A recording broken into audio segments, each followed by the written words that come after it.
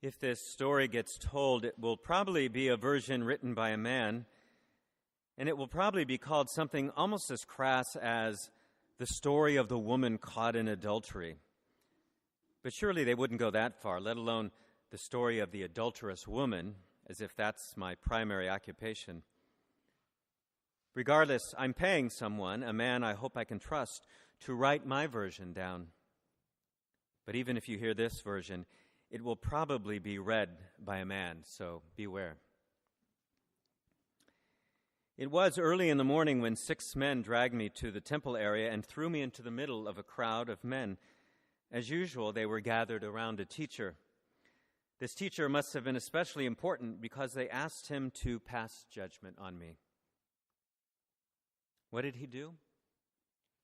He ignored them. He ignored me, didn't even look at me, which was a relief because everyone else was gawking. Was he bored, embarrassed, unsure, offended at the interruption? Ignoring their shouts for my stoning, he bent down and began writing on the ground with his finger. What was he writing, you'll ask? First, let's step back a moment. Perhaps you've already judged me yourself. You may consider yourself enlightened, not wishing me to be stoned, or just wishing the man were stoned with me. But you still presume I'm guilty as charged? As a matter of fact, on that morning I was with a man other than my husband, so yes, adultery if you like.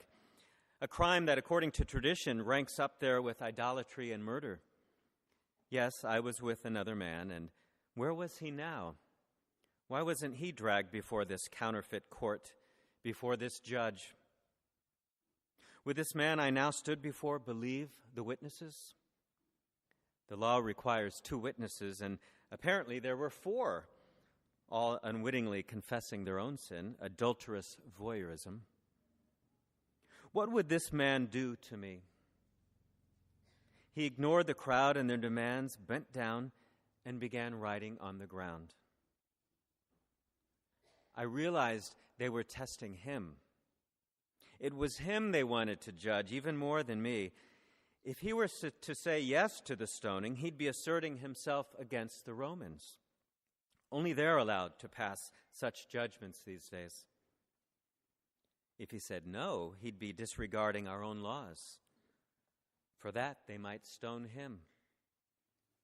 This was his trial even more than mine. This was the story of the man caught in a trap. But why wasn't he afraid? I was terrified. He bent down and began to write on the ground with his finger, tracing in the dust on the temple area floor. He wrote at my feet. Did he know I could read a bit? What did he write, you want to know? Their sins, my sin, my sins, my name, their names. As Jeremiah proclaimed, those who turn away from you shall be written in the earth, for they have forsaken the Lord. Yes, I know what those men wrote. Some of it taught them by their women.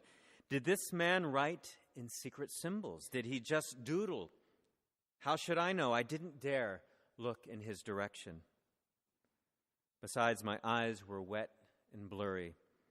I'd be judged for my tears as well, considered just another weak woman. He wrote on the ground with his finger.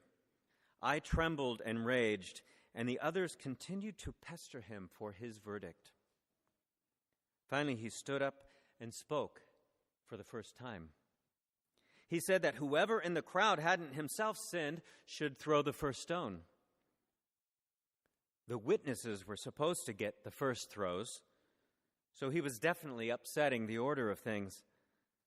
But I wasn't relieved. Was he issuing a challenge or an invitation?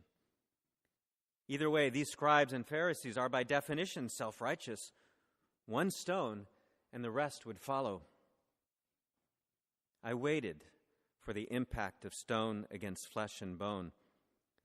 The men murmured, then protested. My judge didn't pick up a stone. He bent down and went back to his writing. The cheers and jeers continued to come, now not only at me, but also at him. The circle tightened. I heard their breathing. Then I felt it.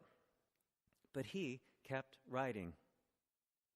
If only these men could hear themselves. Perhaps they did. Was that the point? Because finally it began to quiet down. Was this the still before the storm, or had the storm been squelched?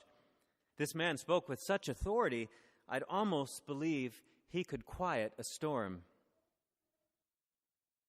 The men quieted down one by one, and then I heard a thud. A stone rolled to my feet. It had begun, but no, another thud without contact. I raised my eyes slightly. A few men, older men, were dropping their stones and walking away. The younger men, one by one, began to follow their lead. After minutes, hours, days, I lost track. No one was there any longer, except this man. It was just him and me now. My mind and body wanted to flee, but my heart knew it wasn't finished. Acting surprised, he asked me if no one had condemned me. And him, would he condemn me now that we were alone? I don't condemn you, he said to me.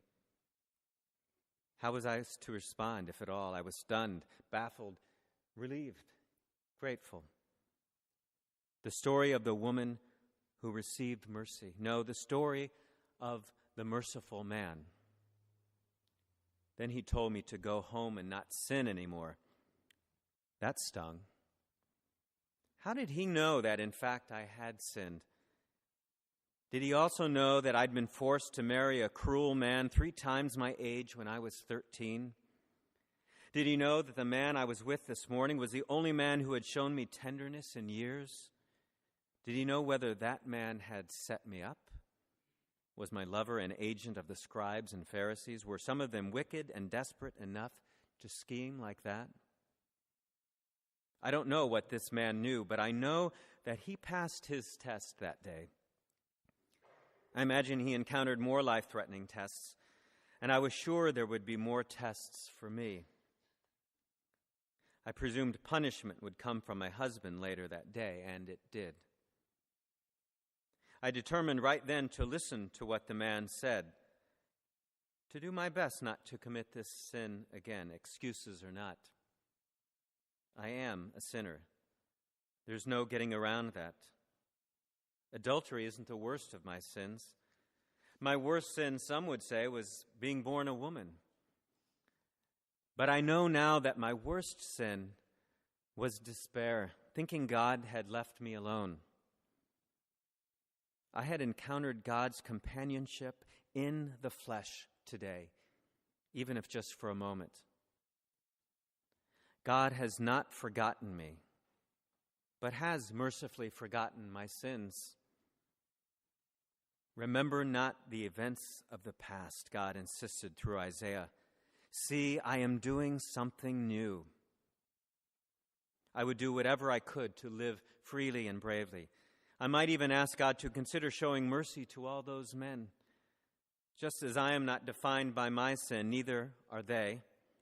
Not the story of the wicked men, the story of the fearful men. No, the story of the merciful man. This man told me to go and sin no more, but have you wondered what I then said to him? Was it recorded in the men's versions? What did I say? Ask the women in your life what I said. Not that such horrific things as stonings will happen in that new future promised by God. But ask the women in your life what they say when they are used for men's schemes. Ask them what they say when their hearts and bodies are in danger. And ask them what they say when they encounter God's mercy, God's presence, God's companionship.